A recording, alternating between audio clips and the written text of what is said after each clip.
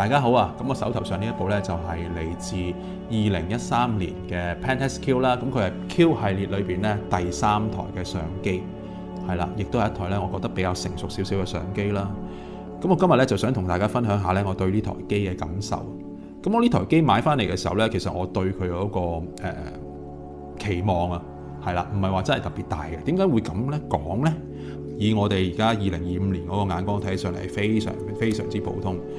嗱，大家睇下佢 sensor 係非常之細嘅，咁只係得咧1/1.7英寸咁上下啦，係啦。咁於是乎個 crop ratio 咧就去到咧4.65倍咁驚人。咁所以呢一支超大光圈啦，1.9光圈嘅鏡頭，佢本身嗰個焦距係得8.5mm 嘅，但係當你配翻個 crop ratio 嘅時候咧，就會去到成40mm 咁上下。咁呢一個組合咧，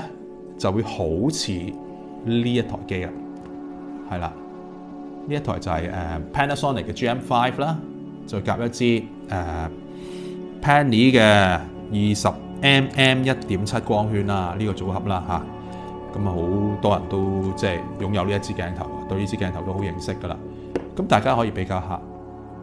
表面上個機身大小可能差唔多，甚至乎 Q 咧會厚啲啲添，咁但係當夾埋個鏡頭嘅時候，你會發現咧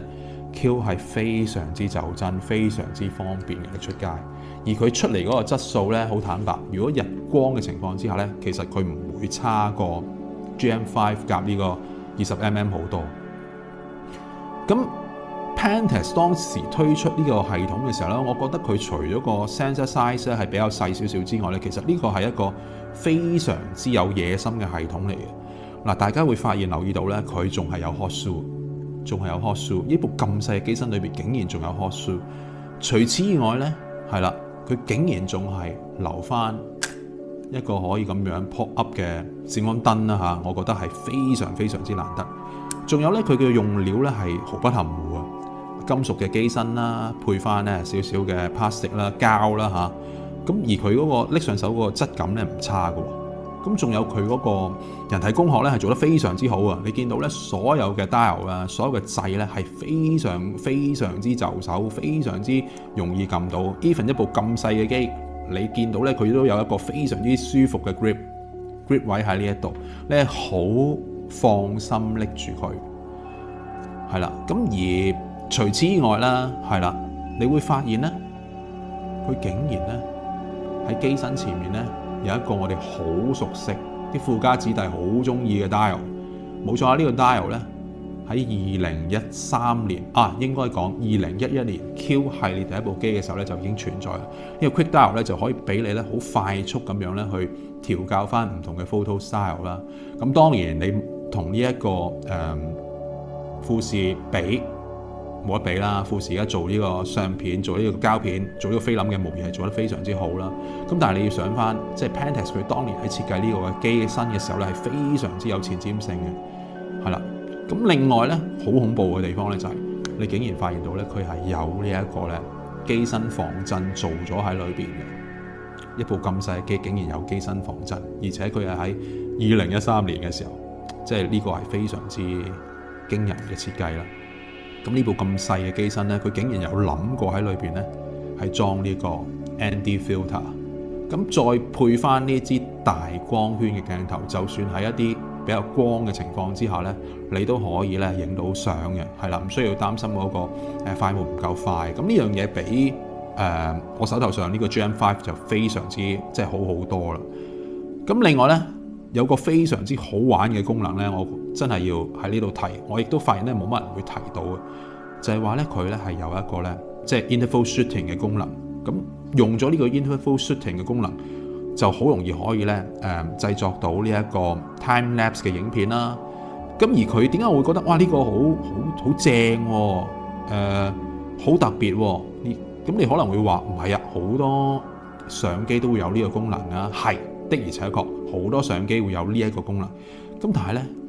佢亦都好貼心咁一樣嘢，就係做到咧，佢係可以 set 開始嘅時間。咁我發現咧，其實你係需要一啲咧好高階嘅相機，或者一啲比較新款嘅相機咧，佢先會喺呢一個 interval setting 嘅功能裏邊咧，去加埋呢個 start time 嘅。喺2011年去到2013年嗰個年代，竟然會諗到係啦，去加埋呢個開始時間落去咧，我覺得呢個真係非常之即係你會睇到咧 Pentax 佢係好用心去諗呢一部機嘅。好啦，咁講完佢嗰個軟硬件功能以外咧，之後咧我就想講一講咧，佢有個非常之得意嘅地方係關於佢啲鏡頭。咁頭先俾大家睇過啦，佢嗰個 sensor 咧係咁樣嘅樣啦。大家唔知有冇留意咧，佢嗰個 sensor 咧其實同佢嗰個掹位係好近嘅。咁究竟佢點樣去擠嗰個機械快門入喺裏邊咧？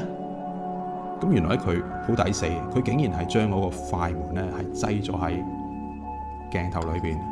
咁 Pentax Q 呢個系列佢出咗8支鏡頭，咁呢8支鏡頭裏邊咧有幾支係 toy lens 啦，咁有幾支係叫做比較專業少少嘅。咁我唔知佢係咪因為咧佢一開始亦都預咗咧會出一啲唔同 sensor size 嘅相機啦，因為最初個版本同埋後期嘅 Q7 同埋再之後嘅 SQ1 咧，佢嗰個 sensor size 係有啲唔同嘅。咁於是乎咧，你會見到佢咧，佢係用呢一個咧number 去命名佢啲鏡頭，譬如好似呢一支係01，咁而最後嗰支廣角鏡頭咧就係叫08嘅。咁我手頭上咧就有幾支唔同嘅 Pentax Q 原裝鏡啦，分別就係呢一支02 Standard Zoom 啦。咁呢支我又覺得即不過不失啦，佢係2.8光圈去到4.5光圈嘅一支 Standard Zoom 鏡頭，係啦，不過不失啦，唔會太差。另外一支我擁有嘅咧就係呢一支03，係啦 Fish Eye， 咁佢係一支可以話係 toy lens 咯，唔係一個好專業嘅鏡頭啦，所以佢裏邊係冇做到嗰個快門喺裏邊，因此咧佢一定係即係 full open 5.6光圈咁樣去影嘅，亦都係要靠手動變焦，佢係冇做到咧自動對焦個功能嘅。咁另外最後一支我擁有嘅咧就係呢一支，我覺得呢一支係成個系統裏邊咧最精髓嘅一支鏡頭，就係06 Telephoto Zoom。呢支鏡頭咧佢嘅光圈咧係2.8恒定光圈，2.8恒定光圈。咁佢嗰個 zoom 嗰個行程咧係咁樣嘅，但係咧呢一支咧其實係一支咧等效70到200嘅鏡頭嚟嘅。咁你可以想象一下，你可以將呢支咁樣嘅鏡頭70到200嘅等效鏡頭擠喺你嘅褲袋裏邊，又或者咁樣講，你甚至乎可以將幾支Pentax Q 嘅鏡頭咧塞落喺個褲袋嗰度，然之後將個 Pentax Q 咧擠喺個衫袋嗰度咧，咁你可以出去影相噶啦，出去掃街噶啦，咁係非常之即係好玩嘅一個系統咯。咁另外我手上面冇嘅幾支比較好少嘅鏡頭咧，其中有一支咧真係冇嗰支啊，係就係08啦。08咧就係即係去到成個系列去到好後期咧先出產嘅一支超廣角鏡頭。咁你嗰個價錢係非常之貴啊！而家咧賣到港幣咧點樣都要3000蚊以上，咁啊足夠你咧其實已經買晒成個系統咧，同埋基本上咧其他鏡頭你都分分鐘可以咧入手到噶啦。咁啊講咗咁耐咧，我相信大家都關心佢嗰個相片嘅質素嘅。咁咧而家咧我就想同大家咧分享一下佢嘅相片質素啦。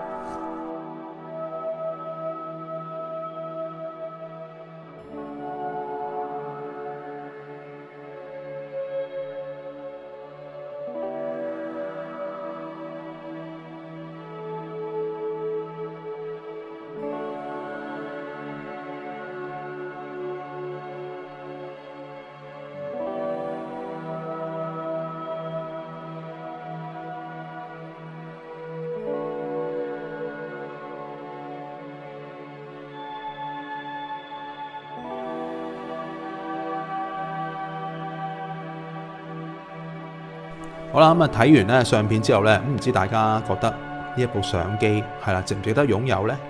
咁我會覺得呢一部相機咧，其實喺2025年咧去睇翻起上嚟咧，佢嗰個性能真係唔夠嘅，係啦，好坦白，即係佢個限制係非常之多。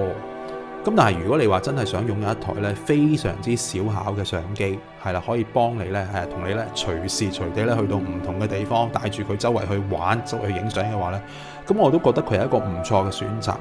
咁比起呢一個GM5 啦，呢一架咁樣嘅 M43 相機啦，係啦，其實佢都即係買到幾貴下個 Gen 5，而家呢個情況去到2025年，我唔知點解佢賣到真係咁鬼貴，可能真係大家對呢啲咁樣嘅小型相機係非常之渴求啦。咁啊，我會覺得即係 Pentax Cube 佢依然係啦，係有佢嗰個價值喺度嘅。如果你真係對呢啲小型相機好有興趣嘅話，咁啊希望有朝一日 Panasonic 啊，又或者 Olympus 啊呢啲廠商真係會回應翻我哋啦。咁啊或者希望 Pentax 唔知佢會唔會啦，應該就唔會噶啦，係啦。再有機會出翻呢啲唔應該叫 Pentax， 應該叫 Ricoh 啊，係有機會出翻呢啲小型嘅相機俾我哋即係玩下啦。咁啊今日嘅分享咧就去到呢一度，拜拜。